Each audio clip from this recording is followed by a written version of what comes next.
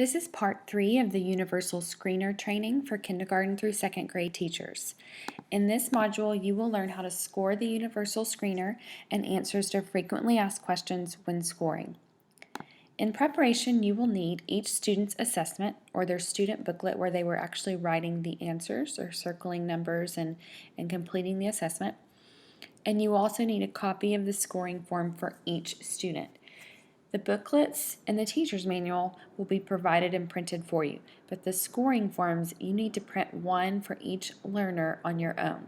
So you will access those in the Coppell Intervention public Google folder, and I've linked directly here the page in our math folder. So we are going to the section for scoring forms. Remember that Form A is the one that's associated with the fall administration.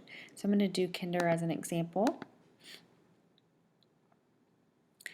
It will link you to a folder that has all three forms, A, B, and C. We need Form A for fall. And if you look at it just in Google, it's going to be a little cut off here on the side. So we're going to go ahead and download it. You could save it if you needed to, or download and then print from the Word document. When you open that up here, you'll be able to see a complete scoring form, and this is for one learner.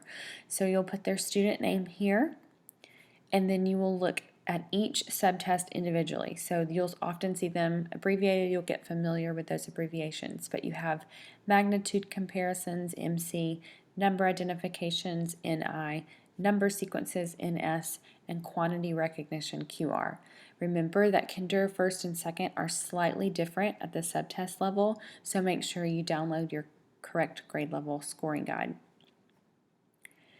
This will tell you what page number of the student booklet you are looking at, and this will tell you the answers. So in the first row, the answers to the magnitude comparisons were 15, 11, 14, and 15. So an easy way to do this is just put a slash through it if they did not get the answer correct, and just leave it alone if they did get the answer correct. So let's say that they get all 4 of these correct. I'm going to write a 4 right here in this score column. If I move to the second row and they miss the 14, I'm going to put a slash through it. They get the 8 and the 5 and the 15. That means they got 3 of those correct in that row, so I'm going to put a 3 in the score column. So I keep doing that, and I subtotal it then for each page.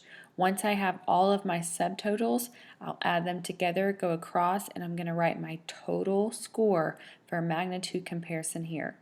I will do the same thing for number identification, for number sequences, for quantity recognition. I will get my subtotals all the way across, and then I will total each subtest right here, and then at the very bottom I have a test total.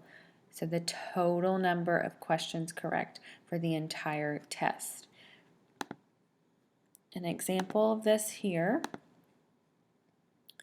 We'll show you another little example. This is, I believe this is kindergarten.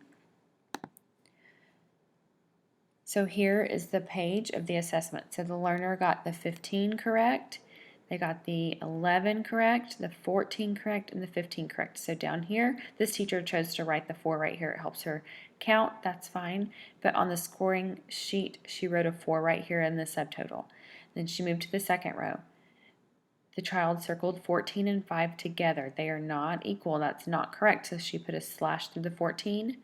The next one, the child did not get correct. There's a slash there. And then they got the next 2 correct.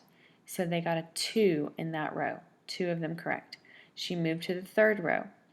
You can see that the learner got 2 correct. Moved to the fourth row.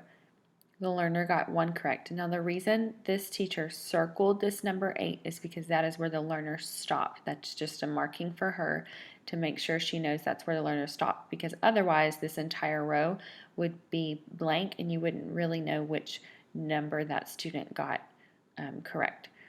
So subtotal, the student got 9 correct. Didn't answer on any on page 5, 6, or 7, so those are all blank. And then the magnitude comparison total was a 9.